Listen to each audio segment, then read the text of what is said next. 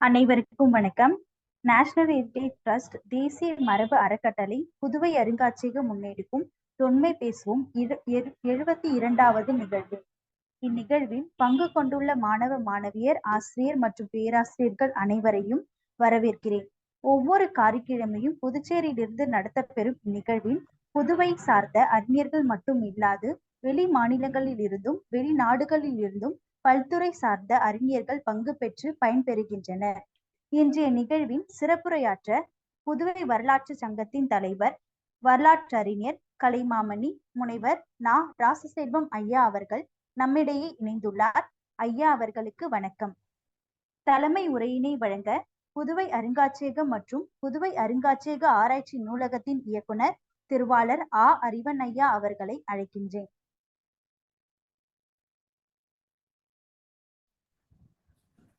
அனைவருக்கும் வணக்கம். வணக்கம். மிகச்சிறந்த அறிஞர் பெருமகனுடன் நாம் இணைந்திருக்கிறோம். புதுச்சேரியினுடைய மிகச்சிறந்த வரலாற்றறிஞரும் புதுச்சேரியினுடைய புதுவை வரலாற்று சங்கத்தினுடைய தலைவருமான ராசசெல்வம் ஐயா அவர்கள் நம்முடைய அருங்காட்சியகத்தில் இருக்கிறார். இவர் புதுச்சேரியினுடைய கோட்டைகள் தொடர்பான ஒரு சிறந்த உரையை நம் முன்னெடுத்து உரைக்க இருக்கிறார். கோட்டை என்றதும் நமக்கு நினைவுக்கு வருவது நம்முடைய தொல்லியல் சார்ந்த இந்திய தொல்லியல் கழகத்தின் அடிப்படையில் கட்டுப்பாட்டில் இருக்கக்கூடிய தமிழகத்தில் இருக்கக்கூடிய 12 கோட்டைகளை நாம் நினைவு கொள்ளலாம். ஆனால் ஒவ்வொரு ஊருக்கும் ஒவ்வொரு சிறப்பு இருக்கிறது. அதில் புதுச்சேரி மாநிலத்துக்கு என்று இருக்கின்ற அடிப்படை சிறப்பு புதுச்சேரியில் இருந்த கோட்டைகள் பற்றியான செய்திகள். அதையெல்லாம் ஐயா அவர்கள் விரிவாக தன்னுடைய உரையில் சொல்லுவார். ஆங்கிலத்தில் ஃபோர்ட் என்று சொல் இருக்கின்றது, கேசல் என்று ஒரு சொல் இருக்கிறது. 2 சொற்கள் இருக்கின்றன. ஃபோர்டிஃபைடு என்க்ளோஷர் உள்ள ஒரு, அதாவது அரண் உள்ள, காப்பு உள்ள நிலைகளுக்கு கோட்டை என்று சொல்லப்படும். ஷாத்தோ என்று பிரெஞ்சு மொழியில் ஒரு சொல் இருக்கிறது, ஷாத்தோ தி பிரான்ஸ் என்று. நாங்கள் ஒரு பெரிய கலைக்களஞ்சியத்தை எங்களுடைய நூலகத்தில் பாதுகாக்கிறோம். பிரான்சில் இருக்கக்கூடிய கோட்டைகளை நிறைய வாய்ப்பு நம் புதுச்சேரியிலிருந்து பிரான்சுக்கு சென்றவர்களுக்கும் தமிழகத்திலிருந்தும் இந்தியாவிலிருந்தும் சென்றவர்களுக்கும் நிறைய வாய்ப்புகள் கிடைக்கும். ஆனால் புதுச்சேரியில் கோட்டைகள் இருந்தன என்ற செய்தி ஒரு சிறப்புக்குரிய செய்தி. அந்த செய்தியை விளக்கப்படுத்துவதற்கென்று நமக்கு அறிஞர் பெருமகனார் ஐயா அவர்கள், முனைவர் ராசசெல்வம் ஐயா அவர்கள் நம்மோடு இணைந்திருக்கிறார். அவருடைய உரையை கேட்க அனைவரும் ஆர்வமோடு இருக்கிறோம். ஐயா அவர்களை வருக வருக என அழைத்து பேச அழைக்கிறேன். நன்றி, வணக்கம். ஐயா, தங்களோட உரையினை தொடங்கலாம் ஐயா. நன்றிம்மா. அனைவருக்கும் வணக்கம். தேசிய மரபு அறக்கட்டளையின் புதுவை அருங்காட்சியகம் நடத்துகின்ற புதிய கூட்டத்தினுடைய இன்றைய கூட்டத்திலே புதுச்சேரி கோட்டைகள் என்ற தலைப்பிலே நான் பேச இருக்கின்றேன். சாதாரணமாக புதுச்சேரியில் கோட்டை என்றாலே எல்லாரும் ஒரு விழிப்பிதுங்கி அல்லது நெற்றி புருவம் சுருங்க, புதுச்சேரியில் ஏது கோட்டைகள், எங்கே இருக்கிறது கோட்டைகள் என்றுதான் பலரும் கேட்பார்கள். இது பொதுமக்களுடைய பரவலான பேச்சு. வரலாறு அறிந்தவர்களுக்கு தெரியும் இங்கே கோட்டைகள் இருந்தன என்று. ஆனால் புதுச்சேரியில் இப்போது கோட்டைகள் இருந்ததற்கான அடையாளம் கூட இல்லை என்று சொல்லலாம். அந்த அளவுக்கு பொதுமக்களுக்கு, சாதாரண மக்களுக்கு, இன்றைய இளைஞர்களுக்கு, எதிர்கால சந்ததியாக இருக்கின்ற மாணவர்களுக்கு புதுச்சேரியில் கோட்டைகள் என்ற உடனே ஒரு கேள்விக்குறியிடத்தான் செய்கிறது. புதுச்சேரியில் கோட்டைகள் இருந்ததா என்பது பற்றி நாம் பின்னாலே பார்க்க இருக்கின்றோம். அதற்கு முன்னாலே இந்த புதுச்சேரியை சுற்றி, பிரெஞ்சர் காலத்திலே இந்த புதுச்சேரியை சுற்றி நிறைய கோட்டைகள் இருந்தன.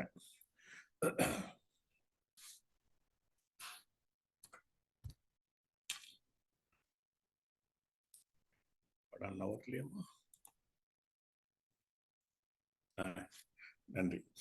இந்த புதுச்சேரியை சுற்றி நிறைய கோட்டைகள் இருந்தன. பிரெஞ்சியர் காலத்தில் இருந்த கோட்டை உங்களுக்கு எல்லாம் தெரியும். இன்றைக்கு கூட அடிக்கடி எல்லோரும் சொல்லுவோம் வழுதாவூர் கோட்டை அப்படி என்று. அதே போல வழுதாவூருக்கு அடுத்ததாக நம்ம திண்டிவனம் போற வழியிலே பெருமுக்கல் கோட்டை, பெருமுக்கல் என்று ஒரு ஊர் இருக்கிறது, அங்கே ஒரு பெருமுக்கல் கோட்டை இருக்கிறது. அதற்கு அடுத்ததாக செஞ்சிக்கோட்டை உங்களுக்கு எல்லாருக்கும் தெரியும், இன்றைக்கும் அந்த செஞ்சிக்கோட்டை இருக்கிறது.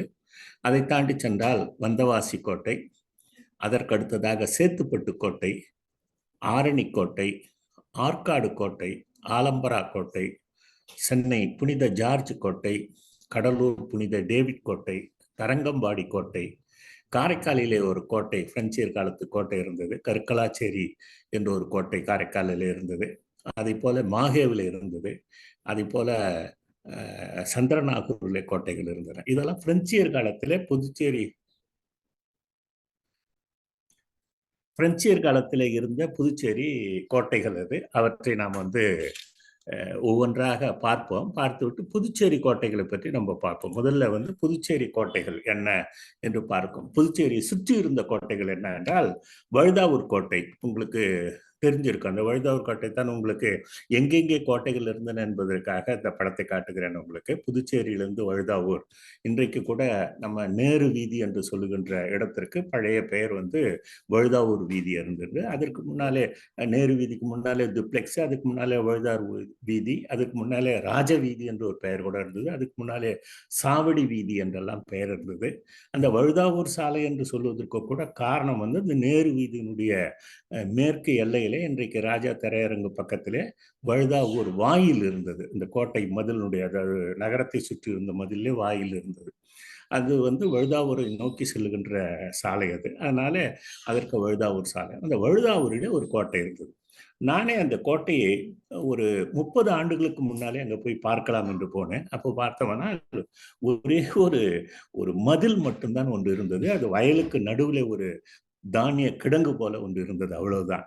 நான் ஒரு 40 ஆண்டுகளுக்கு முன்னால அங்கே சென்றிருக்கிறேன். அப்பொழுது இந்த கோட்டையினுடைய நெடிய மதில் இருந்ததை நான் பார்த்தேன். நெடிய மதில் இருந்தது, அகழி போன்ற ஒரு பெரும் பகுதி இருந்தது. மற்ற இடங்களெல்லாம் இடிபாடுகளோடு இருந்ததை நான் ஒரு 40 ஆண்டுகளுக்கு முன்னாலே பார்த்தேன்.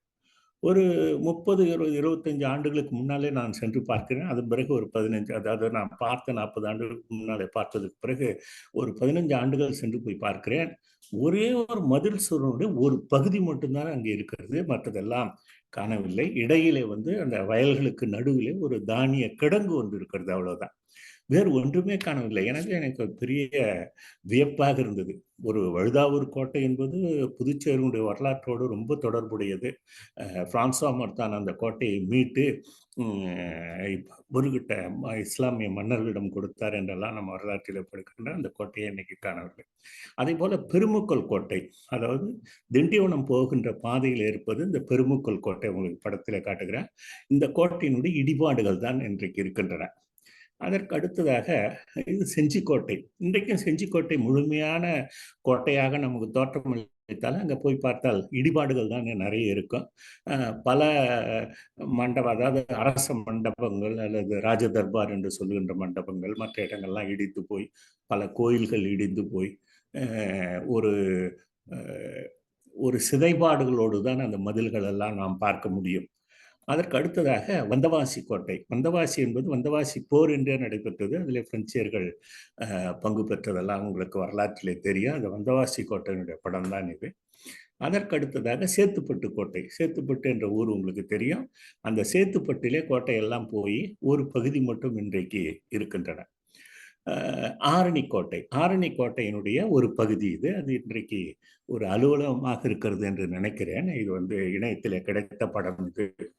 அதற்கு அடுத்ததாக ஆற்காடு கோட்டை. இந்த ஆற்காடு என்று சொல்லும்போது உங்களுக்கெல்லாம் ஒரு செய்தி சொல்ல வேண்டியிருக்கிறது. ஆற்காடு என்று எழுதும்போது போடும்போது வல்லின போட்டு ஆற்காடு என்றுதான் எல்லோரும் இன்றைக்கு எழுதி கொண்டிருக்கிறார்கள். ஆனால் இந்த படத்திலே நான் காட்டுகின்ற படத்திலே பாருங்கள், ஆவண்ணா இடையின இர்றன்னா இக்கண்ணா போட்டு எழுதியிருக்கிறேன். அது எது சரி? ஆற்காடு என்று தானே எல்லாரும் எழுதுகிறார்கள் என்று நீங்கள் நினைக்கலாம். அது தவறு. இந்த ஆற்காடு இடையின போட்ட ஆற்காடு என்பதுதான் சரி. ஆர் என்றால் அத்தி மரம் என்று பொருள். அதாவது அத்தி மரங்கள் நிறைந்த காட்டுப்பகுதி ஆனதுனாலே அதை ஆற்காடு கோட்டை என்றுதான் சொல்ல வேண்டும். இன்றைக்கு சொல்லுவது போல வல்லின போட்டு சொல்லக்கூடாது.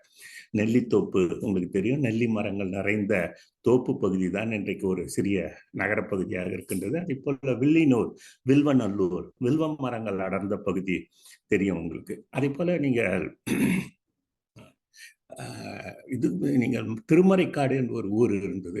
வேதாரண்யம் என்று இன்றைக்கு அதை மொழிபெயர்த்திருக்கிறார்கள், வடமொழி பெயராக மாற்றி இருக்கிறார்கள். அது மறைக்காடு என்றால், மறை என்றால் வேதம், காடு என்றால் ஆரண்யம். மறைக்காடு என்பதை திருமறைக்காடு என்றெல்லாம் பெருமைப்படுத்தி பேசுவதாக சொல்லுகிறார்கள். அதுவும் அவர் அப்படித்தான் தவறாக எழுதி கொண்டிருக்கிறார்கள். மறை என்பது இடையனரை போட்டு எழுத வேண்டும். மறை என்றால் மான்கள் என்று பொருள். மான்கள் வாழ்கின்ற காட்டுப்பகுதி ஆனதுனாலே அது மறைக்காடு, இடையினரை போட்டு மறைக்காடு. இன்றைக்கு நீங்கள் அங்கே சென்றால் அங்கே மான்கள் சரணாலயத்தை நீங்கள் பார்க்க முடியும். இப்படி நம்ம மொழியை பலர் எழுதியவன் வேட்டை கெடுத்தான், படித்தவன் பாட்டை கெடுத்தான் என்பது போல பலர் தவறாக எழுதி கொண்டிருக்கிறார்கள். உங்களுக்கு ஒரு செய்திக்காக இதை சொன்னேன். இந்த ஆற்காடு கோட்டைக்கு அடுத்ததாக ஆலம்பர கோட்டை புதுச்சேரி வரலாற்றோடு மிகுந்த தொடர்புடையது. இங்கிருந்து தான் நமக்கு நாணயச்சாலை அடிப்பதற்கான பர்வானா என்று சொல்கின்ற அனுமதி பெற்றுக்கொண்டு நம்முடைய பெத்ரோ கனகராய முதலியார் அவர்கள் யானையிலே வைத்து அவற்றை கொண்டு வந்தார் என்றெல்லாம் சொல்லுகிறார்கள். புதுச்சேரியிலே நாணயம் அடிப்பதற்கு முன்னாலே அது இஸ்லாமியருடைய கோட்டையாக இருந்தது, முகலாய மன்னருடைய கோட்டையாக. அது ஆலம்பரா கோட்டை. புதுச்சேரியிலிருந்து நாம் கிழக்கு கடற்கரை சாலை செல்லும் போது உள்பாதையாக செல்லும். அங்கே சென்றால் அந்த ஆலம்பரா கோட்டையினுடைய இடுபாடுகளை நாம் பார்க்கலாம். அதற்கு அடுத்ததாக சென்னை புனித ஜார்ஜ் கோட்டை. நான் இப்பொழுது சொல்லி வருகின்ற கோட்டைகள் எல்லாம் எல்லா கோட்டைகளும் பழுதடைந்தும் சிதைந்தும் இடிந்தும் மறைந்தும் கிடக்கின்ற போது இன்றைக்கு முழுமையாக நம் கண் முன்னால் இருக்கின்ற ஒரே கோட்டை சென்னை புனித ஜார்ஜ் கோட்டை தான். இதை பிரெஞ்சியர்கள் கூட பிடித்து விட்டார்கள். 1746 பிடித்து விட்டார்கள். ஆனாலும் அவற்றை சிதைக்கவில்லை.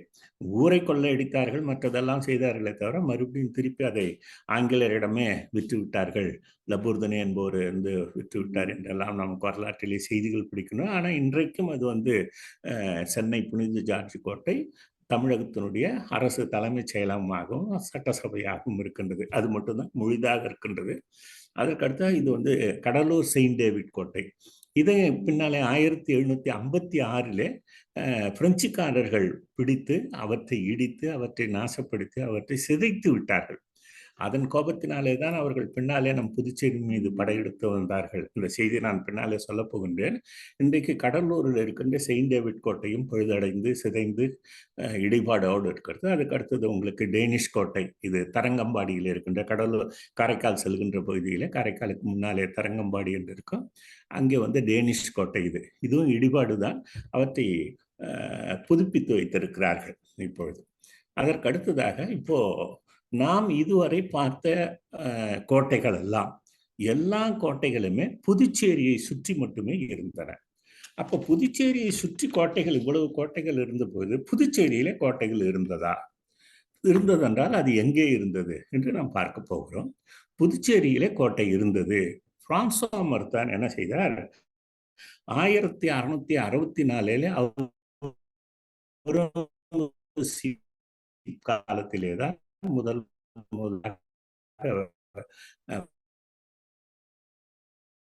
பிரெஞ்சியர்கள் சூரத் பகுதியிலே அவரிடம் பின்னாலே மசூலி பண்டத்தம் வருகிறார்கள். அப்புறம் 1674 பிரான்சுவா மர்தான், அதாவது 73 பெலாங்கே த லெஸ்பினே என்பவர் முதலாக புதுச்சேரிக்கு வந்தார். அது முஸ்லிம் மன்னர்களிடம் அனுமதி பெற்று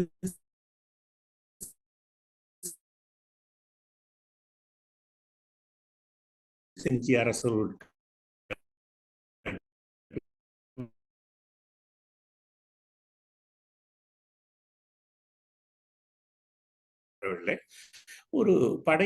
ஒரு சிறிய படையை கொண்டு இங்கே இருக்கின்ற வர்த்தக நிலையத்தினுடைய தலைமையிலே பொறுப்பில் இருக்கின்ற பெலாங்கே த லெஸ்பினேவுக்கு உதவி செய்வதற்காக 1674 இங்கே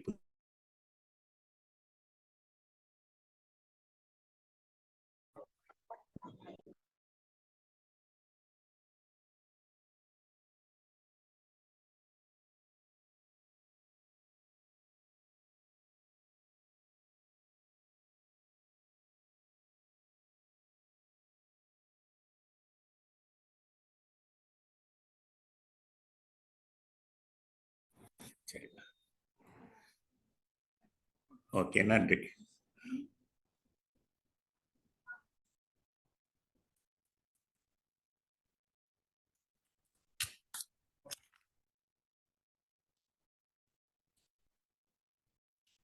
அப்போ பிரான்சுவா மார்த்தா வந்து 1675 புதுச்சேரி வர்த்தக தலைமையை ஏற்றுக்கொள்கிறார். அப்பொழுதுதான் புதுச்சேரி ஒரு பிரெஞ்சிய ஒரு ஆட்சியின் கீழே வருவது போல தொடர்கிறது. பிரான்சுவா மார்த்தான் இங்கே வந்த உடனே அவர் என்ன செய்கிறார், வழுதாவூர் கோட்டை ஒரு சுல்தான்கள் கையில் இருந்தது, அவற்றை மீட்டெடுத்து ஷெர்கான் லோடியிடம் கொடுக்கிறார்.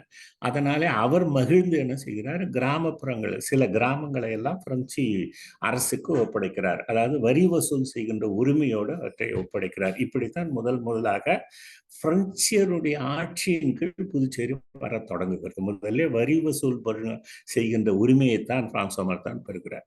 அப்புறம் கொஞ்சம் கொஞ்சமாக இவர் வந்து வளர்ச்சி அடைந்து என்ன செய்கிறார், அங்கே செஞ்சியிலே வந்து மராட்டியர்கள் படையெடுத்து வருகிறார்கள். அதாவது இஸ்லாமியர்களை, முகமதியர்களை துரத்துவிட்டு அதை நம்ம ஷெர்கான் லோடியும் தப்பியோடைய ஷெர்கான் லோடியும் கொண்டு விடுகிறார்கள். பின்னாடி மராட்டியர்கள் படையெடுத்து செஞ்சி பகுதியை கைப்பற்றி கொள்கிறார்கள். அப்போ செஞ்சி பகுதியை கைப்பற்றி கொண்ட உடனே இவர்களையெல்லாம் துரத்துவிட்டு அவர்கள் வந்தார்கள் என உடனே பிரான்சுவா மார்த்தா என்ன செய்கிறார், மராட்டியர்களை பகைத்து கொண்டு நாம் இங்கே வியாபாரம் செய்ய முடியாது, எனவே நாம் என்ன செய்ய வேண்டும், மராட்டியர்களிடம் நட்பு பாராட்ட வேண்டும் என்பதற்காக அவர் என்ன செய்கிறார், மராட்டிய மன்னர்களுக்கு பரிசெல்லாம் கொடுத்து அவர் வந்து அந்த இங்கே வியாபாரம் செய்து கொண்டிருக்கிறார்.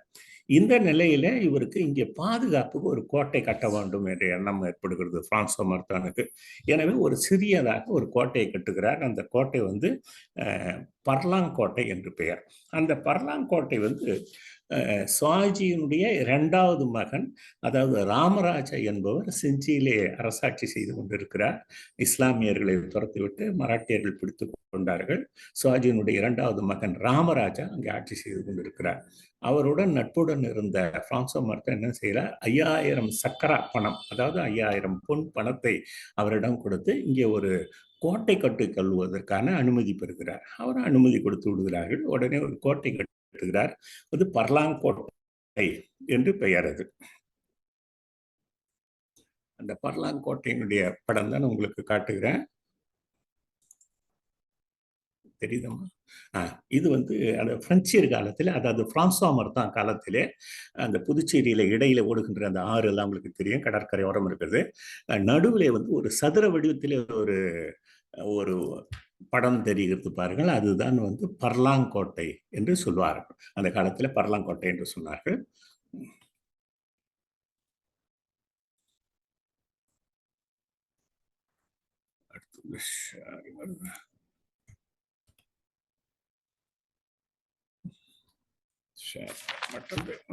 கொஞ்ச நேரம் படுத்துக் கொடுங்க, ஷேரிங் வரல, அடுத்த படம் காட்டுகிறேன் உங்களுக்கு.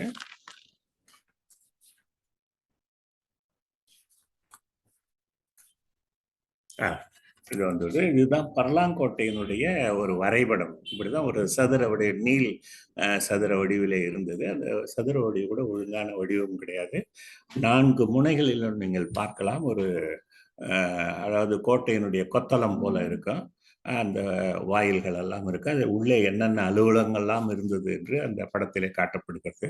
எனவே அந்த காலத்துல சிறிய கோட்டையா இருந்தாலும் அதன் மீதும் பீரங்கிகளை ஏற்றி நிறுத்தக்கூடிய அளவுக்கு அந்த கோட்டை இருந்தது என்று சொல்கிறார்கள். அந்த கோட்டை வந்து எந்த இடத்துல இருந்தது என்றால், இன்றைக்கு நம்ம புதுச்சேரியிலே பாரதி பூங்கா என்று சொல்லுகின்ற அரசு பூங்கா, ஆளுநர் மாளிகை எய்த்தாப்புல அந்த பூங்காவினுடைய தென்பகுதியில பாதிக்கு மேல் இருந்தது.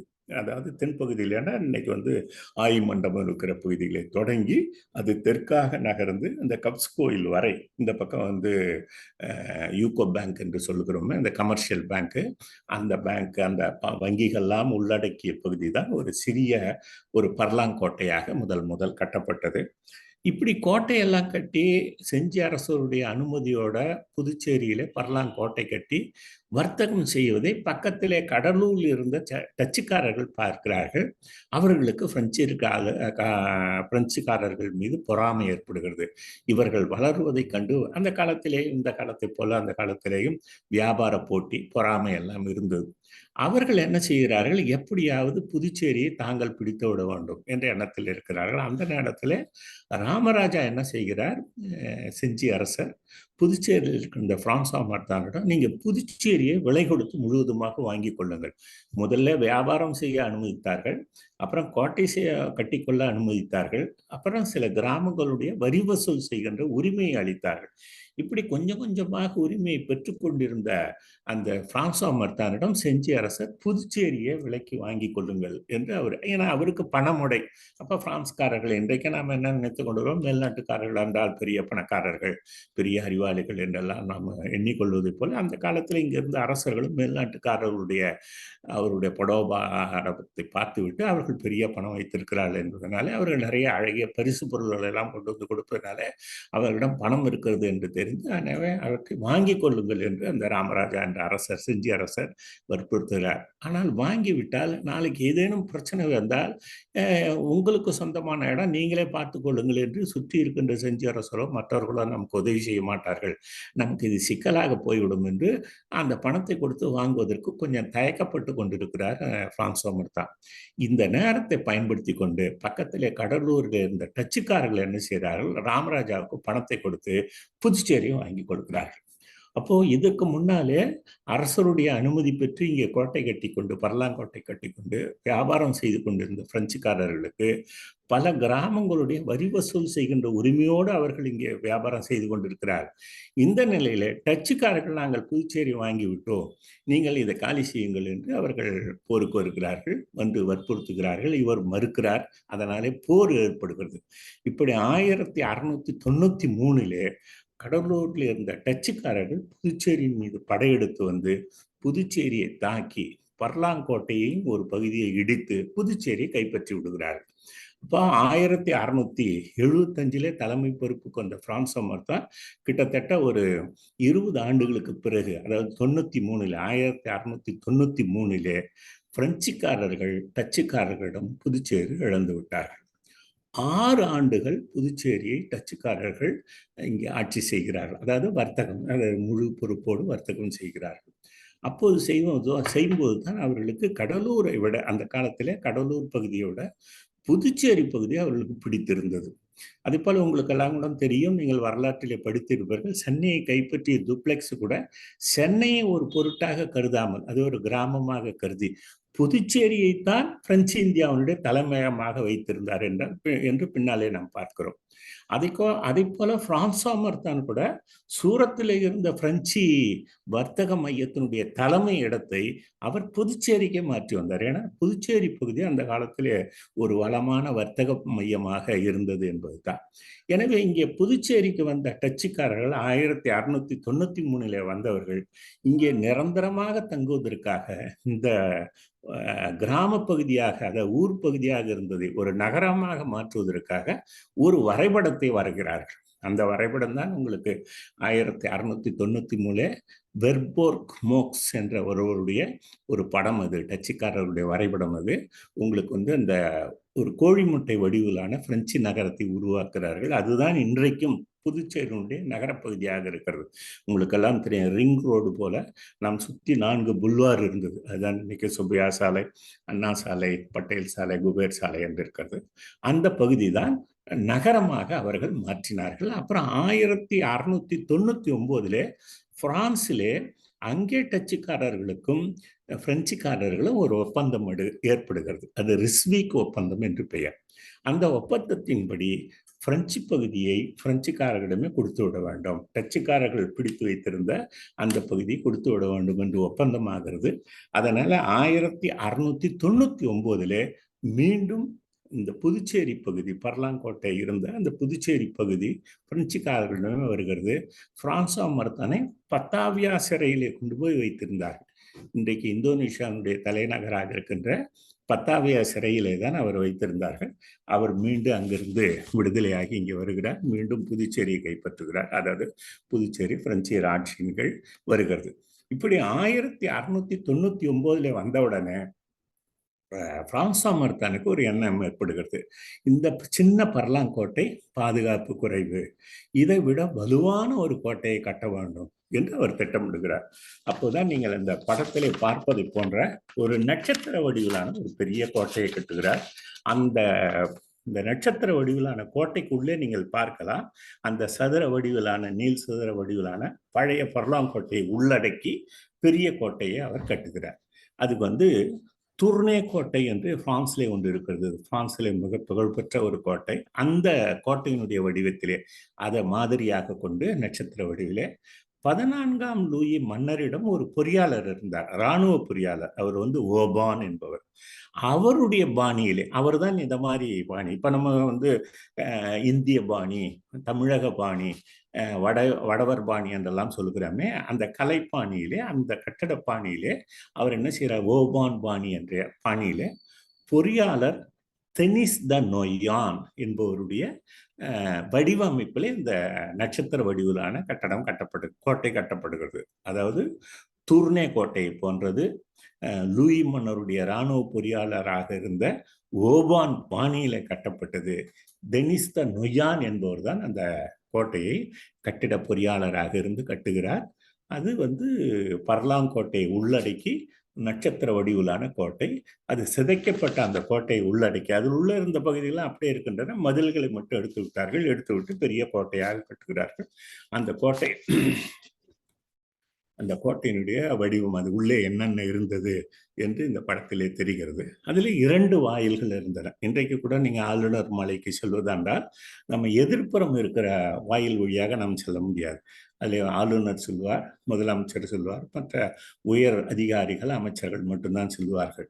பொதுமக்களோ அல்லது பிறரோ மற்றவர்களோ பார்க்க வேண்டும் என்றால் பின்னாலே ஒரு வாயில் இருக்கு. அந்த வாயில் வழியாகத்தான் நாம் அனுமதி பெற்று ஆளுநர் மாளிகை உள்ளே செல்ல முடியும். அதே போல அந்த காலத்தில் இந்த லூயி கோட்டைக்கு 2 வாயில்கள் இருந்தன. அது போர்த்து ரொயால், போர்த்து தொஃபீன் என்பது.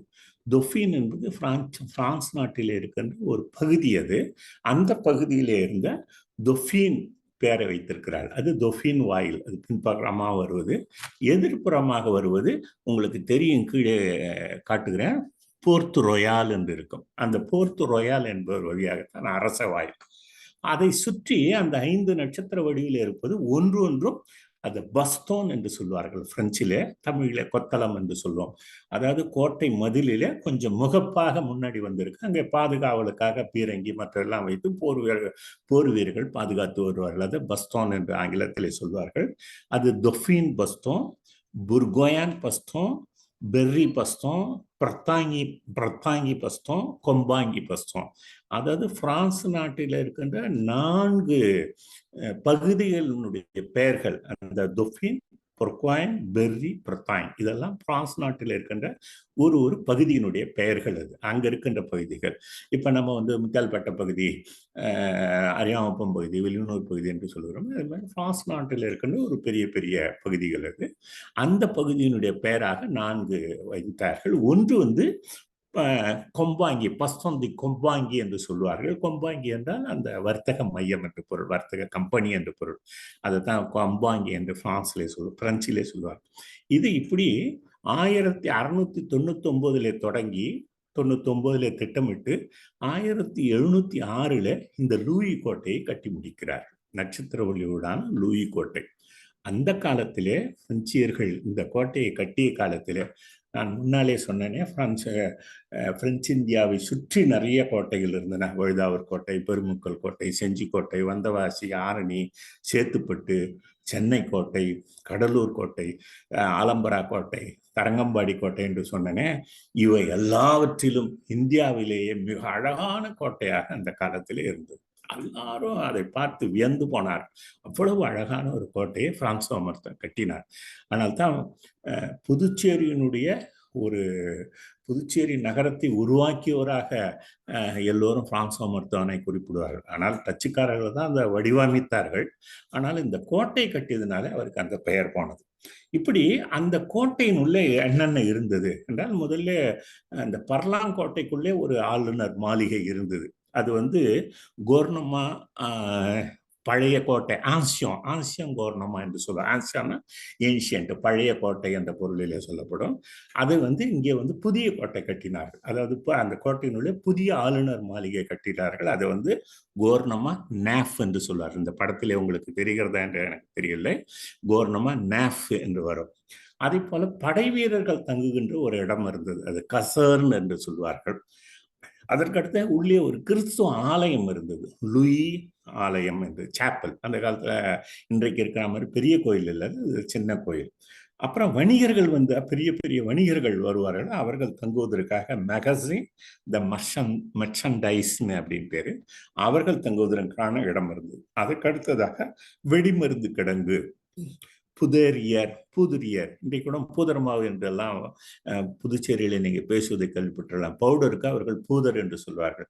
அந்த வெடிமருந்து அதையும் ஒரு பவுடர் போல இருப்பதனால அவர் புதேரியர் என்று சொன்னால் அது வெடிமருந்து கிடங்கு என்று பொருள். அதற்கடுத்த பீரோக்கள், அரசு நிர்வாக அலுவலகங்கள் இருந்தன, அது பீரோ என்று பிரெஞ்சிலே சொல்வார். பீரோ. அரச கொடிமரம் இருந்தது, மேத்த பவியோன் என்று பெயர். அந்த கோட்டைக்குள்ள இருந்த மேத்த பவியோன் தான் பிற்காலத்தில் இந்த கோட்டை இடிக்கப்பட்ட பிறகு இன்றைக்கு வந்து ரூய் ரோமன் ரோலான் என்று சொல்லுகிறோமே, அதற்கு பின்னாலே வந்து சூர்குஃப் வீதி என்று இருக்கும். அந்த சூர்குஃப் வீதி வந்து ஒரு காலத்துல வந்து பவியோன் வீதி என்று இருந்தது. அதற்கு அப்பாலே அந்த ரோமன் ரோலான் இருந்த வீதி வந்து கப்பூசியர் வீதி. அதற்கு அப்பாலே இருந்தது வந்து ரூய் பிரான்சே, பிரெஞ்சுக்காரர்கள் தெரு, அது இன்னைக்கு துய்மா வீதியாக இருக்கிறது. அதற்கு அடுத்தது வந்து கப்பூசியர் தெரு, அது இன்னைக்கு வந்து ரோமன் ரோலான் வீதியா இருக்கிறது. அதற்கு அடுத்தது பவியோன், மேத்த பவியோன் என்றால் அரச கொடிமரம். அதாவது டெல்லியில ராஜ்பாத்திலே அந்த அரச விழாக்களிலே வந்து கொடியேற்றுகிறார்கள், அது போல அரச கொடி மரம் என்பது தான் மேத்த பவியோன் என்று சொல்வார்கள். அதான் இன்னைக்கு சூர்குஃப். அது பின்னாலே வந்து கடற்கரை சாலைக்கு மாற்றப்பட்டது, துவான் என்று சொல்லுகின்ற கஸ்டம்ஸ் ஆபீஸ் இந்த இடத்துல காந்தி சிலைக்கு ஏற்றாப்புல மாற்றப்பட்டது. அந்த மேத்த பவியோன் அந்த கோட்டைக்குள்ளே இருந்தது.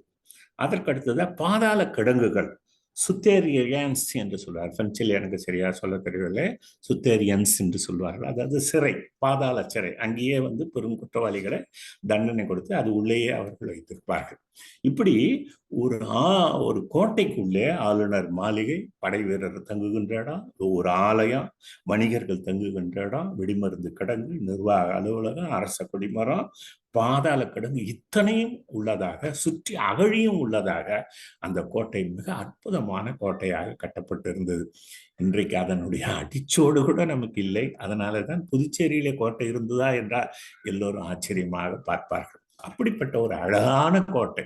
அப்ப 2 கோட்டைகள் நம்ம புதுச்சேரியில இருந்தது பிரெஞ்சுக்காரர்களே. அந்த 2மே பிரான்சோ மர்தான் கட்டியது. அதன் பிறகு யாருமே கட்டவில்லை. பிரான்சோ மர்தான் கட்டிய கோட்டை தான் முதல் கோட்டை, பர்லான் கோட்டை.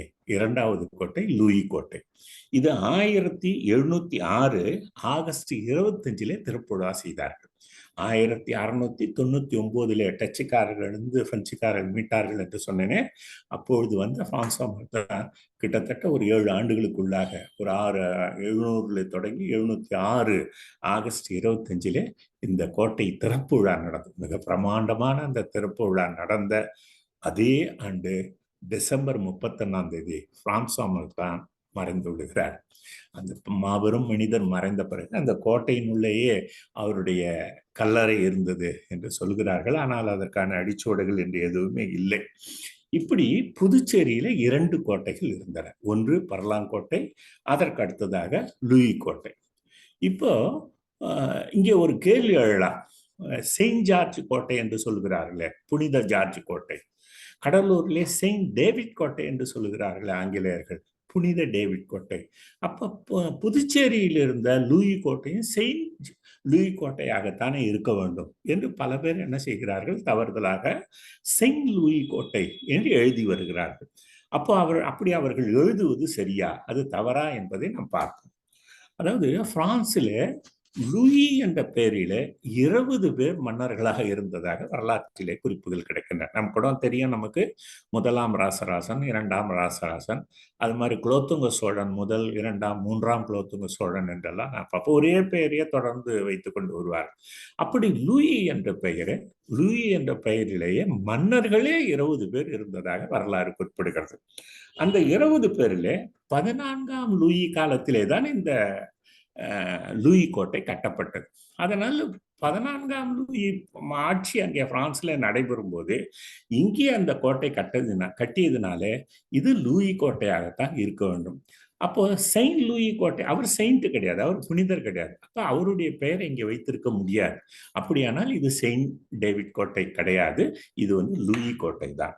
சரி, இன்னொரு செய்தி, பின்னாலே 1226 முதல் 1270 வரை 9ஆம் லூயி என்ற ஒரு மன்னர் இருந்தார். அவர் கிட்டத்தட்ட 44 ஆண்டுகள் பிரான்சிலே அரசராக இருந்தார். 12 வயசிலே வந்தவர். 44 ஆண்டுகள், கிட்டத்தட்ட 56 வயது வரைக்கும் அவர் வாழ்ந்தார் என்று சொல்கிறார்கள். அவர் ஒரு மிகச்சிறந்த மன்னராக வாழ்ந்தார். அவர் மக்களுக்கு வேண்டி எல்லா வசதிகளையும் செய்து கொடுத்தார். மக்கள் உரிமைக்காக அவர்கள் நீதிமன்றம் செல்லலாம், அவர்களுக்கான பண உதவி, அவர்களுக்கான நிறைய நலத்திட்டங்களை எல்லாம் செய்தனால அந்த மன்னரை அவர்கள் கடவுளாக போற்றினார். அவர் 1200 என்றால் 1226 முதல் 1270 என்றால் கிட்டத்தட்ட 13ஆம் நூற்றாண்டிலே அவர் மன்னராக இருந்தார், 9ஆம் லூயி. அதுக்கு அடுத்தது 14ஆம் லூயி காலத்துல தான் இந்த கோட்டை கட்டப்பட்டது என்று முன்னாலே சொன்னேன் இல்லையா. அந்த 9ஆம் லூயி மன்னருக்கு 1797 புனித பட்டம் கொடுக்கப்படுகிறது. உங்களுக்கு தெரியும், நம்ம அன்னை தெரேசாவிற்கு புனித பட்டம் இப்போது சமீபத்தில் அவர் இறந்த பிறகு கொடுத்தார்கள் என்று உங்களுக்கு தெரியும். அதே போல அந்த 9ஆம் லூயி மன்னருக்கு 1797 புனிதர் பட்டம் கொடுக்கிறார்கள். புனிதர் பட்டம் 1797 கொடுக்கிறார்கள். 1706 இந்த கோட்டை கட்டி முடிக்கப்பட்டு விட்டது. இது 97 தான் அவருக்கு புனித பட்டம் கொடுக்கிறார். அதற்கடுத்ததாக 1761 இந்த கோட்டையை இடித்து விடுகிறார்கள் ஆங்கிலேயர்கள். அதை பற்றி பின்னால சொல்ல போகிறேன்.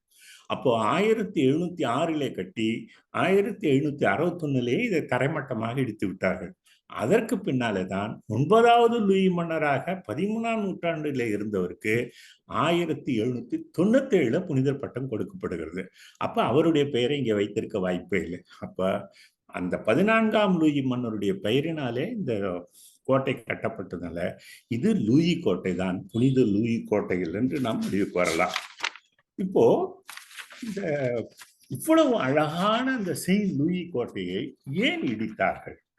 இந்த கோட்டை ஏன் இடிக்கப்பட்டது அப்படி என்றால், இந்த பிரெஞ்சுக்காரர்கள் என்ன செய்தார்கள், அந்த காலத்துல துப்ளெக்ஸ் காலத்துல என்ன செய்தார்கள், பிரான்ஸ்ல இருந்து அவருக்கு நிறைய கப்பற்படை எல்லாம் வந்தது, பெரிய பெரிய தளபதிகள் எல்லாம் வந்தார்கள்.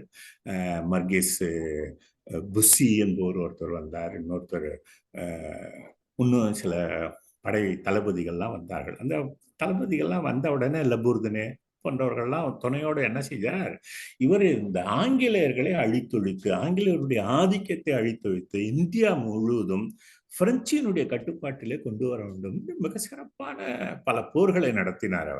அவர் காலத்தில் நடந்தது தான் கர்நாடக போர்கள் எல்லாம் உங்களுக்கு தெரியும்.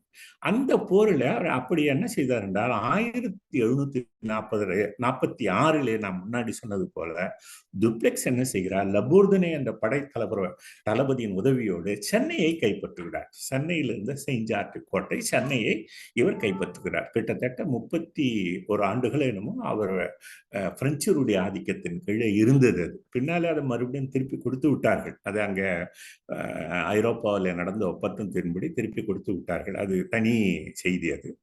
அது வெற்றியின் காரணமாக என்ன செய்கிறார், இந்த துப்ளெக்ஸ் மறுபடியும் என்ன செய்கிறார், தெத்தோலு, நம்ம பராதி போன்ற படைத்தலைவர்கள் எல்லாம் வைத்துக்கொண்டு கடலூர் கோட்டையை போய் கைப்பற்றுகிறார். கடலூரிலேயே ஆங்கிலேயர் கோட்டை இருக்கிறது. அங்கே செயின்ட் ஜார்ஜ் கோட்டையை கைப்பற்றி விட்டார்கள் என்றவுடன் சென்னையில் இருந்த ஆங்கிலேயர்கள் எல்லாம் கடலூர்ல இருந்து, அந்த காலத்திலே கூடலூர் என்று சொல்வார்கள், அந்த காலத்திலே கூடலூர்ல இருந்து செயின்ட் டேவிட் கோட்டைக்கு அவர்கள் வந்து விட்டார்கள்.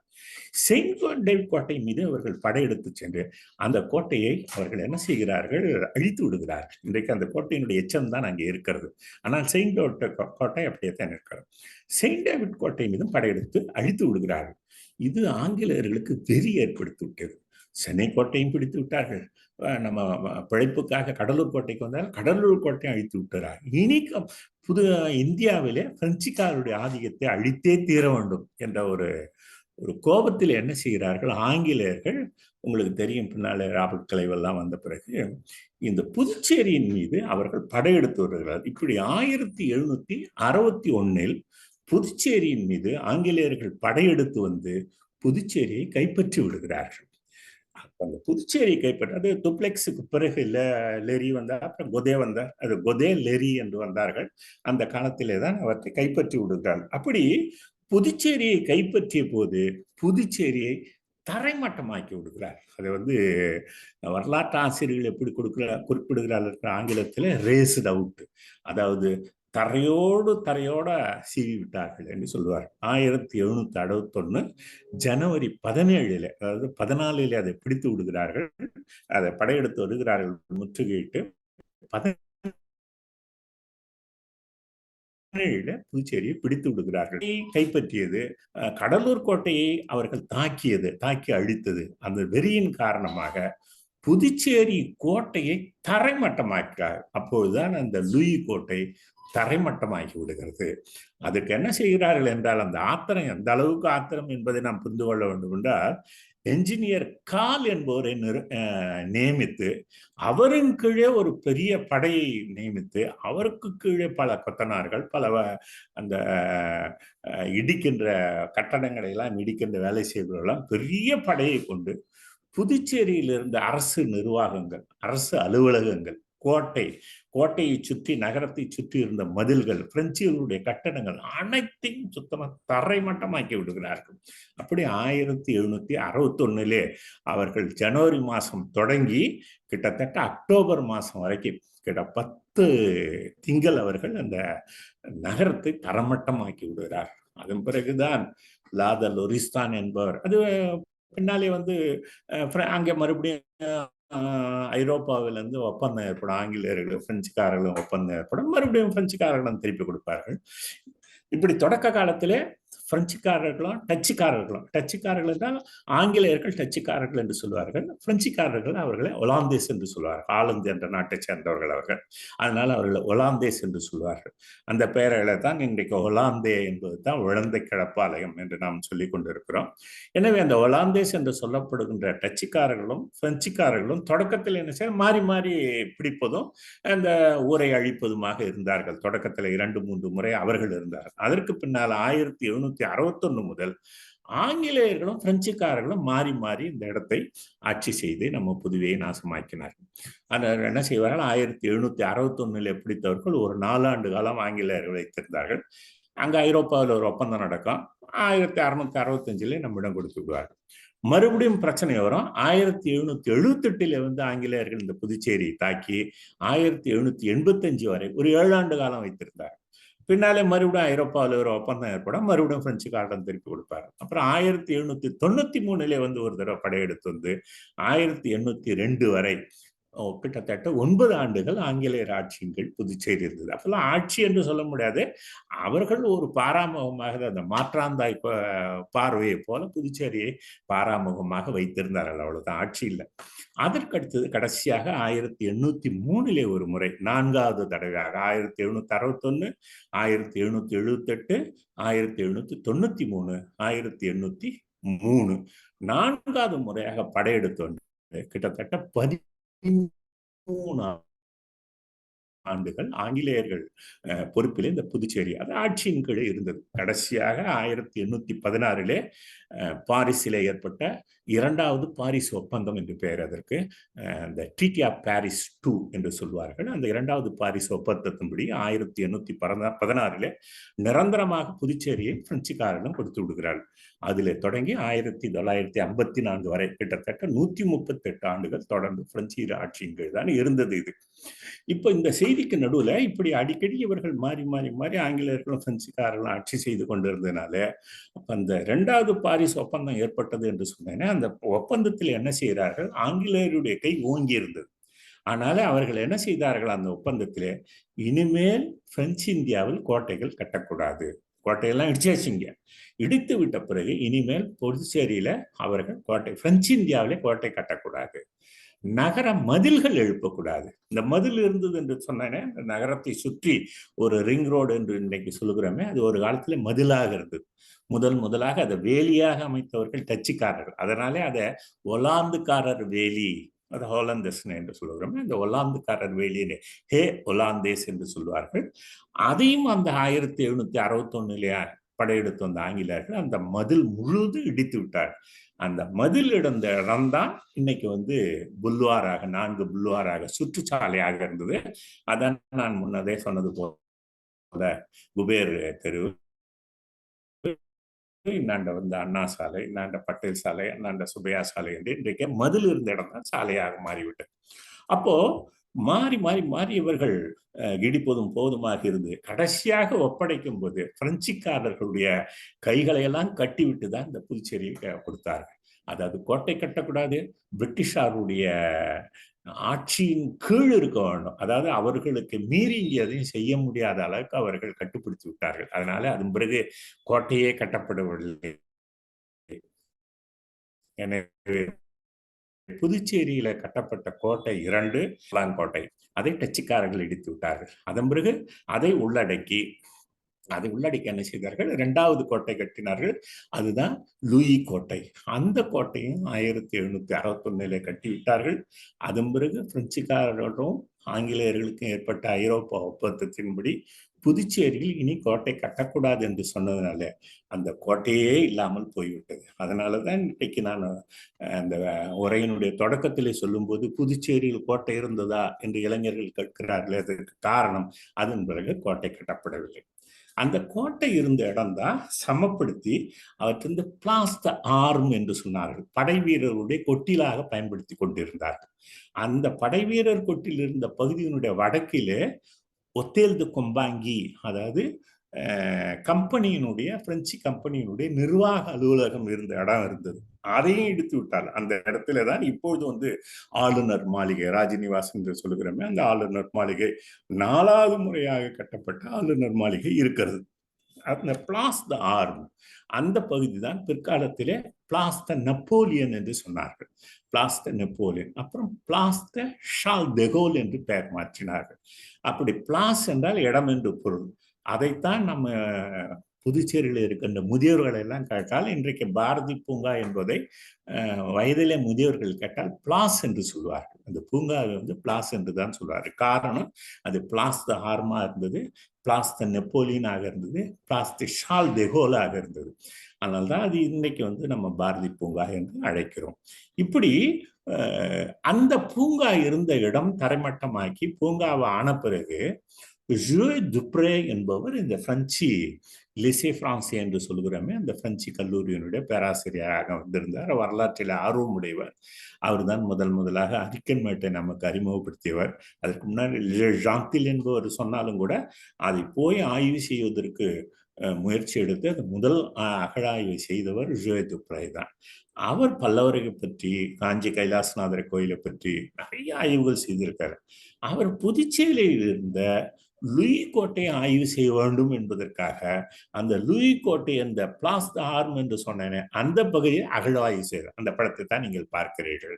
அந்த கோட்டையினுடைய அடிச்சோடு தான் அங்கே உங்களுக்கு தெரிகிறது. தரைமட்டமாக்கப்பட்ட அந்த கோட்டையினுடைய இடிபாடுகள் தான் உங்களுக்கு தோண்டப்பட்ட பகுதியில அகழ்வாய்விலே தெரிகிறது. அதற்கு அடுத்ததாக அந்த கோட்டையில ஒரு சுழல் படிக்கட்டு தெரிகிறது பாரு. அந்த கோட்டையில இருந்து சுழல் படிக்கட்டு, நாங்கெல்லாம் சிறிய வயதாக இருக்கும்போது ஒரு 3-4 படிகள் உள்ளே இறங்கி நாங்கள் விளையாடி இருக்கிறோம். ஏன்னா அந்த பகுதி முழுவதுமாக இது பள்ளமாக தெரிகிறது. ஆனால் நாங்கள் விளையாடும் போது அப்படி இல்லை, ஒரு 3-4 படிகள் தானே இருந்தது. அவற்றில் இறங்கி நாங்கள் விளையாடி இருக்கிறோம். அது லூயி கோட்டையினுடைய ஒரு எச்சம். அது அதற்கு அடுத்ததாக அந்த லூயி கோட்டையினுடைய வாயில் சொன்ன 2 வாயில், போர்ட் ராயல், போர்ட் தொப்பீன் என்று. போர்ட் ராயல் என்பது ஆளுநர் செல்கின்ற பெரிய வாயில். அது அந்த வாயிலுடைய ஒரு கல்வெட்டாக ஒன்று கிடைத்தது அந்த அகழ்வாய்வு போது. அதற்கு அடுத்ததாக இன்னொரு அகழ்வாய்வு உங்களுக்கு அந்த அகழ்வாய்வு கிடைத்த பாருங்க. Le Fort Louis était construit de 1702, அது பஞ்சிலே சொல்ல தெரியவில்லை. 1702 முதல் 1706 வரை பிரான்சுவா மார்த்தானால் கட்டப்பட்டது. லூயி 14. அது லூயி 14 அரசராக இருந்த காலத்திலே பிரான்சுவா மார்த்தானால் கட்டப்பட்டது லே ஃபோர்ட் லூயி கோட்டை கட்டப்பட்டது என்ற செய்தி தான் அங்கே அந்த கல்வெட்டில் இருக்கிறது. அப்போ இன்றைக்கு கோட்டையினுடைய அடையாளமாக அகழ்வாய்விலே சில பொருள்கள் கிடைத்தன. அதாவது அகழ்வாய்வில் இருந்த கட்டட இடிபாடுகள் தெரிஞ்சது, சுழல் படிக்கட்டு தெரிஞ்சது, அதற்கு அடுத்ததாக ஒரு வாயிலுடைய கல்வெட்டு தெரிஞ்சது. ஆனால் அவை யாவுமே இப்போது இங்கே இல்லை, எல்லாம் மறைந்து போய்விட்டன. சுழல் படிக்கட்டும் இன்றைக்கு மணல் மேடிட்டு மூடி போய்விட்டது. அது எப்படி போயிட்டு என்றே தெரியவில்லை. நாங்கள் எல்லாம் விளையாடி இருக்கிறோம், ஆனால் இன்றைக்கு இல்லை. ஆனால் இப்போது நீங்கள் பார்க்கின்ற ஃபோர்ட் லூயி என்ற கல்வெட்டு மட்டும் இன்றைக்கும் புதுச்சேரியில அந்த கோட்டை இருந்த இடத்துல இருக்கிறது. அது எங்கே இருக்கிறது என்று உங்களுக்கு சில பேருக்கு தெரிந்திருக்கலாம். புதுச்சேரி பாரதி பூங்காவிலே ஒரு வடகிழக்கு, அதாவது தெற்குல தென்கிழக்கு மூலையில பார்த்தீங்கன்னா ஒரு வரதராஜ பெருமாள் கோயில் என்ன ஒன்று இருக்கிறது. அங்கே அந்த கோயிலுக்கு பின்னாலே பார்த்தால் இந்த கல்வெட்டு இன்றைக்கும் இருக்கிறது. அந்த கல்வெட்டு, இது நானே புகைப்படம் எடுத்த கல்வெட்டுடைய புகைப்படம் தான் இது. அந்த கல்வெட்டு மட்டும்தான் அந்த கோட்டையின் அடையாளமாக இருக்கிறது. அப்போ புதுச்சேரியில் இருந்த 2 கோட்டைகளும் சுத்தமாக மறைந்து விட்டன. ஒரே ஒரு கல்வெட்டு இருக்கிறது, அதுவும் கோயிலுக்கு பின்னால் இருக்கிறது. அது யாருடைய கண்ணிலும் படவில்லை, யாரும் அதை படிப்பதும் இல்லை, அது கவனிப்பது இல்லை. அது அப்படியே அதாவது மறைந்து ஒதுங்கி நின்று கொண்டு இருக்கிறது. இதுதான் இன்றைக்கு இருக்கின்ற புதுச்சேரி கோட்டை. இந்த 2 கோட்டைகள் தான். இதை தவிர புதுச்சேரியில் வேறு ஏதேனும் கோட்டைகள் இருந்ததா என்று வரலாற்று ஆசிரியர்களை கேட்டால் அவர்கள் சில கோட்டைகளை சொல்கிறார். வில்லியனூர் கோட்டை இருந்தது, அரியாங்குப்பத்திலே கோட்டை இருந்தது, மொரட்டாண்டியிலே துப்ளெக்ஸ் கோட்டை என்று ஒன்று இருந்தது. நகரத்தை கூட ஒரு துப்ளெக்ஸ் காலத்திலே மொரட்டாண்டிக்கு மாற்றலாம், மொரட்டாண்டி பேட்டை துப்ளெக்ஸ் பேட்டை என்று மாற்றலாம் என்றெல்லாம் திட்டமிட்டார். அதே போல ஏம்பலத்திலே போனீங்கன்னா ஏம்பலம் பகுதியிலே கோட்டைமேடு என்று ஒரு பகுதி இருக்கிறது. கரிக்கலாம் பக்கத்துல இங்கே நினைக்கிறேன் கோட்டைமேடு என்று ஒரு பகுதி இருக்குது. அப்புறம் நீங்க இந்த கோட்டைக்குப்பம் பக்கம் போனீர்களானால் அங்கே ஒரு கோட்டைமேடு என்று ஒரு பகுதி. அது கோட்டை குப்பம் தான். அது கோட்டையாக இருந்த பகுதியிலிருந்து ஒரு குப்பத்து பகுதி. அதனால அது கோட்டை குப்பம் என்பது தான் இன்னைக்கு கோட்டை குப்பம் இருக்குது. அப்போ வில்லியனூரிலே கோட்டை இருந்ததா, அரியாங்குப்பத்திலே கோட்டை இருந்ததா, அந்த கோட்டை குப்பத்திலே கோட்டை இருந்ததா என்றால் அவையெல்லாம் கோட்டை போன்ற அமைப்பிலே இருந்ததே தவிர அவை கோட்டைகள் அல்ல. அது எப்படிப்பட்ட கோட்டைகள்? இந்த பாருங்க, வில்லியனூர் கோட்டையினுடைய படம். இது வில்லியனூர் கோட்டை இல்ல, பாதுகாப்பு அரணுக்காக ஒரு சிறியதாக கட்டப்பட்ட ஒரு கோட்டை அரண். அது அங்கே பாதுகாப்புக்கு வீரர்கள் தங்கியிருப்பார்கள், அவ்வளவுதான். அங்க அரசர்களோ அல்லது ஆளுநரோ அல்லது அதிகாரிகளோ மற்றவர்களுக்கு மாட்டார்கள். படை வீரர்கள், படைத்தலைவர்கள் தங்கியிருப்பார்கள். அது வில்லியனூர் கோட்டை. அதை கூட கட்டியவர் தில்லை மேஸ்திரி, ஏதோ ஒரு மேஸ்திரி பெயரை சொல்லுவார்கள். அது ஒரு கோட்டையார். அதுக்கடுத்தது பாருங்க, plan the fourth Ariyankuppam. Ariyankuppam பகுதியில் இருந்த ஒரு கோட்டை. துய்மா படையெடுத்து சென்று மராட்டிய படைகளை துரத்திய போது அரியாங்குப்பத்திலே தான் அவர் படை முகாமிட்டு அவர்களை அபிஷேகப்பாக்கம் வரை வந்த மராட்டியர்களை அடித்து துரத்தினார் என்று நம்ம பீரங்கி எல்லாம் போட்டு துரத்தினார் என்று வரலாற்றிலே படிக்கின்றோம். அந்த அரியாங்குப்பம் கோட்டை. இது கோட்டை அல்ல, பாதுகாப்பு அரண். அதே போல இது மாகே கோட்டை, இது பின்னாலே சொல்லுகிறேன். அதே போல புதுச்சேரியில் இருந்த வில்லியனூர் கோட்டை, அந்த அரியாங்குப்பம் கோட்டை, கோட்டைமேடு, இந்த பகுதிகள்லாம் நீங்க போனீங்கன்னா அங்கே கோட்டைமேடுன்னு ஒரு பகுதி இருக்கும். அதாவது கோட்டை போல இருந்த ஒரு பெரிய கட்டடத்தை இன்றைக்கு நீங்கள் பொதுமக்கள் சொல்வதை கேட்கலாம். எங்கேனும் ஒரு அழகிய பெரிய வீடு இருந்தால் அப்பா கோட்டை மாதிரி கட்டிக்கிறான்டா அப்படின்னு சொல்லுவார்கள்ல, அதே போல அந்த காலத்திலே குடிசை வீட்டிலையும் சிறிய சிறிய வீடுகள்லையும் வாழ்ந்த மக்களுக்கு இந்த பெரிய கட்டடமே கோட்டைகளாக இருந்தது. அதனால்தான் அவற்றை கோட்டை என்று சொல்லிக் கொண்டிருந்தார்கள். அந்த பாதுகாப்பு அரண் இருந்த பகுதி ஆங்கிலேயர்கள் படையெடுத்து வந்த போது தரைமட்டமாக இடிக்கப்பட்டது என்று சொன்னேனே, அப்பொழுது இந்த வில்லியனூர் கோட்டையும் அரியாங்குப்பம் கோட்டையும், அதாவது அரியாங்குப்பம் கோட்டை அரணும் பாதுகாப்பு வில்லியனூர் பாதுகாப்பு அரணும், இந்த கோட்டை குப்பத்திலே இருந்த பாதுகாப்பு அரணும் இடிந்து விட்டன. இடிந்த சில்லுகள், அந்த ஓடுகள், கல் துகள்கள் இன்றைக்கும் அங்கே இருக்கின்றன. அதைத்தான் எல்லோரும் கோட்டைமேடு என்று சொல்லிக் கொண்டிருக்காங்க. இப்படி புதுச்சேரியிலே 2 கோட்டைகள் தான். ஒண்ணு பரலாங்கோட்டை, இரண்டாவது லூயி கோட்டை. இந்த வில்லியனூரிலும் அரியாங்குப்பத்திலும் கோட்டை குப்பம் பகுதியிலும் மற்ற இடங்களும் இருந்ததெல்லாம் பாதுகாப்பு அரண். அவற்றை இடிந்த இப்ப அதுக்கு அடுத்ததாக பிரெஞ்சு காலத்துல காரைக்காலிலே கோட்டை இருந்ததா, மாகேல கோட்டை இருந்ததா, ஏனாமிலே கோட்டை இருந்ததா, சந்திரநாகூர்ல கோட்டை இருந்ததா என்று நாம் பார்ப்போம். நேரம் நெருங்கி விட்டது. ஒரு சில மணித்துளிகளில் முடித்து விடுகிறேன், நீங்கள் கேள்வி கேட்பதற்கு தயாராக இருக்கலாம். காரைக்காலிலே ஒரு கோட்டை இருந்தது. கோட்டை இருந்ததுக்கு அடையாளமே இல்லை. 1761 அவர்கள் ஆங்கிலேயர்கள் புதுச்சேரியை லூயி கோட்டை இடித்து தரைமட்டமாக்கியது போல 1760 காரைக்காலில் இருந்த கோட்டையும் இடித்து விட்டார்கள். அங்கே என்ன அடையாளம் இருக்கிறது என்றால் கோத்துக்குளம் என்று ஒரு பகுதி இருக்கிறது. இந்த கோத்துக்குளம் என்றால் ஒண்ணுமில்ல, கோட்டை பகுதியில் இருந்த குளம். அதைத்தான் பொதுமக்கள் கோத்துக்குளம் என்று சொல்லிக் கொண்டிருக்கிறார்கள். அந்த கோட்டையிலே தீ விபத்து நடந்ததாக 1744 தீ விபத்து நடந்தது என்று ஆனந்தரங்க பிள்ளை குறித்திருக்கிறார். எனவே காரைக்காலிலே ஒரு பிரெஞ்சியர் காலத்து கோட்டை இருந்தது என்பது தெரிகிறது. அதற்கடுத்ததாக காரைக்காலிலே திருமலைராயன் பட்டத்திலே திருமலைராயன் மன்னனால் கட்டப்பட்டது ஒரு கோட்டை இருந்தது. அது கற்கலாச்சேரி கோட்டை என்ற பெயர். அந்த கற்கலாச்சேரி கோட்டையும் காரைக்காலில் இருந்த சில கிராமங்களில் தான் தீமா தஞ்சாவூர் மன்னனிடமிருந்து வாங்கினார், 1,00,000 பொன் கொடுத்து வாங்கினார் என்றெல்லாம் நாம் செய்திகள் படிக்கிறோம். அப்ப அந்த கற்கலாச்சேரி கோட்டை திருமலைராயனால் கட்டப்பட்டது. அதை பிரெஞ்சியர்கள் வாங்கி கொண்டார். அப்ப காரைக்கால்ல 2 கோட்டை, இன்னும் காரைக்கால் பிரெஞ்சியர்கள் காலத்திலே கட்டப்பட்டது காரைக்கால் கோட்டை, இன்னொன்னு கற்கலாச்சேரி கோட்டை. இந்த இரண்டும் அந்த 1760 ஆங்கிலேயர்களால் இடித்து தரைமட்டமாக்கப்பட்டு விட்டது. அதே போல மாகேவில் ஒரு கோட்டை இருந்தது. அந்த மாகேவில் கோட்டை தான் இந்த படம் இது மாகேவில் இருந்த கோட்டையினுடைய ஒரு பகுதி படம், இது வரைபடம். இது அந்த மாகேவில் இருந்த கோட்டையும் அவர்கள் இடித்து விட்டார்கள் என்று நினைக்கிறேன். அது சரியான தகவல் இல்லை. அதற்கு அடுத்ததாக மாகேவில் எதுவும், அது ஏனத்தில் எதுவும் கோட்டை இருந்ததாக தகவல் இல்லை. ஆனால் சந்திரநாகூரிலே கோட்டை இருந்ததாக இந்த படம் இருக்கிறது. எனவே சந்திரநாகூரிலே ஒரு கோட்டை இருந்திருக்கிறது. எனவே பிரெஞ்சியர் காலத்திலே புதுச்சேரியை சுற்றி நிறைய கோட்டைகள் இருந்தது போலவே புதுச்சேரியிலும் கோட்டைகள் இருந்தன. புதுச்சேரியில் நகரத்திலே இருந்த 2 கோட்டை, பர்லாங்கோட்டை, லூயி கோட்டை. காரைக்காலில் இருந்த கோட்டை காரைக்கால் கோட்டை, கற்கலாச்சேரி கோட்டை. மாகே இருந்தது மாகே கோட்டை. ஏனத்திலே கோட்டையாக இருந்ததாக தெரியவில்லை. அங்க நிர்வாக அலுவலகங்கள் இருக்கின்றன, பிரெஞ்சியர் காலத்து நிர்வாக அலுவலகங்கள் இருக்கின்றன. சந்திரநாகூரிலே கோட்டை இருந்ததாக நமக்கு படங்கள் காட்டுகின்றன. அப்போ புதுச்சேரியில் 2 கோட்டை, காரைக்காலில் 2 கோட்டை, மாகேவில் 1 கோட்டை, சந்திரநாகூரிலே கோட்டை. இவைதான் புதுச்சேரியில் இருந்த கோட்டைகளாகும். எனவே புதுச்சேரியில் கோட்டைகளே இல்லை, கோட்டைகளே தெரியவில்லையே, இங்கு இருந்ததா என்று கேள்வி கேட்பவர்களுக்கு என்னுடைய பதிலாக 2 பெரிய முக்கியமான கோட்டைகள் இருந்தன. அதிலும் இந்த தென்னகத்திலேயே, ஏன் இந்தியாவிலேயே மிக அழகிய லீ கோட்டை இருந்தது.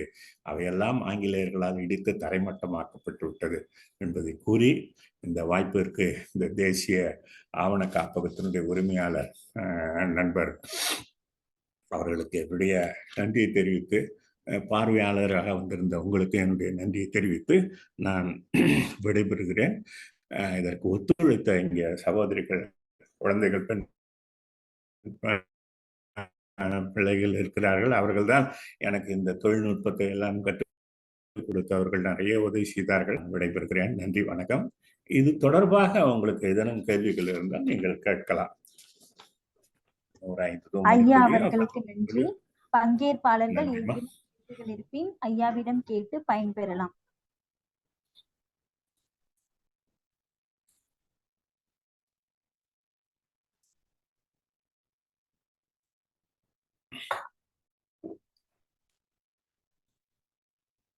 இந்த ஆய்வுக்கு பயன்பட்ட நூல்களை இங்கே பட்டியல் கொடுத்திருக்கிறேன். CS முருகேசன் எழுதிய தமிழக கோட்டைகள்னு ஒரு நூல். இது முனைவர் ராமதாஸ் ஐயா புதுச்சேரியின் அடையாளங்கள் என்ற ஒரு நூல் எழுதியிருக்கார். அதில் கோட்டைகளை பற்றி சில செய்திகள் வருகின்றன. எத்திராஜன் என்பவர் புதுச்சேரி கோட்டைகள் என்றே சில கோட்டைகளை பற்றி எல்லாம் விரிவாக எழுதியிருக்கிறார். அதுக்கு அடுத்ததாக காரைக்காலில் கோவிந்தராஜன் என்பவர் சீர்மருது காரைக்கால் என்ற நூலிலே அந்த காரைக்கால் கோட்டையை பற்றி செய்திகளை சொல்லியிருக்கிறார். அந்த 4 நூல்கள் தான் என்னுடைய ஆய்வுக்கு பயன்பட்டன. ஏதேனும் கேள்விகள் இருந்தால் நீங்கள் கேட்கலாம். ஐயா வணக்கம். ஐயா வணக்கம்மா. வணக்கங்க, சொல்லுங்க. என் பேர் முத்துக்கண்ணன், தேனி மாவட்டத்திலிருந்து பேசுறேன் ஐயா. மகிழ்ச்சிங்க ஐயா, சொல்லுங்க. உங்களுடைய உரை அருமையாக இருந்தது ஐயா. நன்றிங்க. எனது ஐயம் என்னவென்றால் ஐயா, காலத்துல கோட்டைகள் கட்டுறாங்கல்ல, ஆமாங்க, அவங்க வந்து இந்திய தொழில்நுட்பத்தை பயன்படுத்தி கட்டுறாங்களா, இல்ல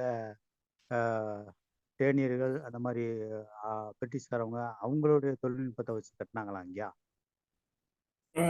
ஏறக்குறைய இப்ப நான் சொன்னது போல அந்த இது பர்லாங்கோட்டை வந்து கிட்டத்தட்ட இந்திய கலைப்பாணியோட கட்டட கலைப்பாணியோட கட்டப்பட்டது தான். அது ஒன்றும் பெரிய வடிவமைப்புடையது இல்லை. ஆனால் பின்னாலே கட்டப்பட்ட அந்த லூயி கோட்டை இருக்கிறது, அது வந்து ஓபான் என்ற ஒரு பாணி, அந்த பிரான்ஸ்ல இருக்கின்ற ஓபான் என்ற ஒரு பொறியாளருடைய பாணியிலே தான் கட்டப்பட்டது. அது வந்து பிரெஞ்சு கட்டட பாணி தான் அது. அதுதான் கட்டுவார்கள். இங்க வேலை செய்கின்றவர்கள் நம்முடைய கொத்தனார்கள் எல்லாம் நம்ம ஆட்களா இருப்பார். ஆனால் அவற்றை நிர்வகிக்கின்றவர்கள் கட்டிட பொறியாளர்கள், வடிவமைப்பாளர்கள், அவர்கள்லாம் பிரெஞ்சுக்காரர்கள் தான்.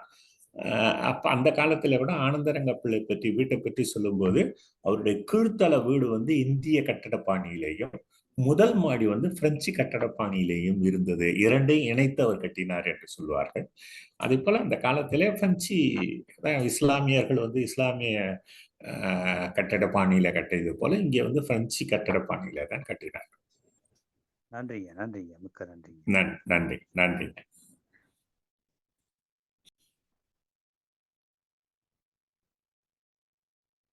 எவ்வளவு பேர் பங்கு பெற்றாங்கம்மா? 25. 25. மகிழ்ச்சி, மகிழ்ச்சி, மகிழ்ச்சி. வேற யாராவது கேள்வி இருக்கிறீங்களா? ஏதாவது கேள்வி இருக்கா? ஏன்னா நிறைய செய்திகள் இருக்கிறதுனால நான் 1 மணி நேரத்தில் அவற்றை எல்லாத்தையும் சொல்ல வேண்டும் ஆர்வத்தில் நான் மாட்ட நிறைய கொட்டிட்டேன்.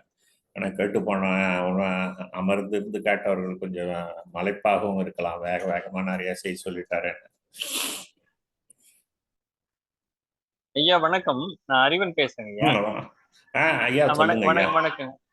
வணக்கம். இதுல கலந்து கொண்டவர்கள் நிறைய வெளியூரை சேர்ந்தவர்கள் இருக்கிறாங்க. ஒரு சிலர் மட்டும்தான் புதுச்சேரி சேர்ந்தவர்கள்.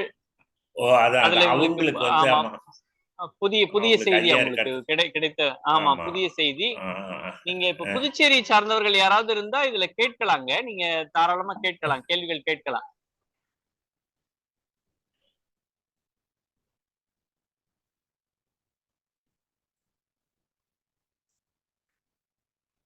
யாரும் இல்லைன்னு நினைக்கிறேன். சரி சரிங்கய்யா, சிறப்பா மகிழ்ச்சி. கேள்வி வருதுங்க, கேள்வி வருது. வணக்கம் ஐயா. வணக்கம் ஐயா. ஐயா, கோட்டையில வந்து நிறைய அது உள்ள நிறைய இப்ப நான் கோட்டைனா காவலாளர்கள் அது மாதிரி இருப்பாங்கன்னு நினைச்சிருந்தேன் ஐயா. அதுல நாணய சாலை, மத்தபடி நிறைய சிறைச்சாலை, கிடங்கு, கிடங்கு, ஆலயம். ஆமா ஆமா.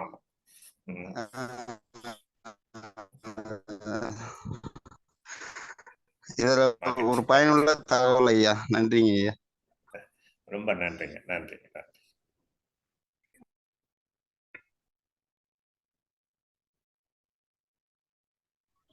நிறைவு பகுதிக்கு போயிடலாங்கய்யா. நன்றி உரையினை வழங்க புதுவை அருங்காட்சியக ஆராய்ச்சி நூலகத்தின் நூலகர் செல்வி சீவாவேலு அவர்களை அழைக்கின்றேன். அறிவன் ஐயாவுக்கும் அந்த ஏற்பாடு செய்த அறிவன் ஐயாவுக்கும் மிக்க நன்றிங்க.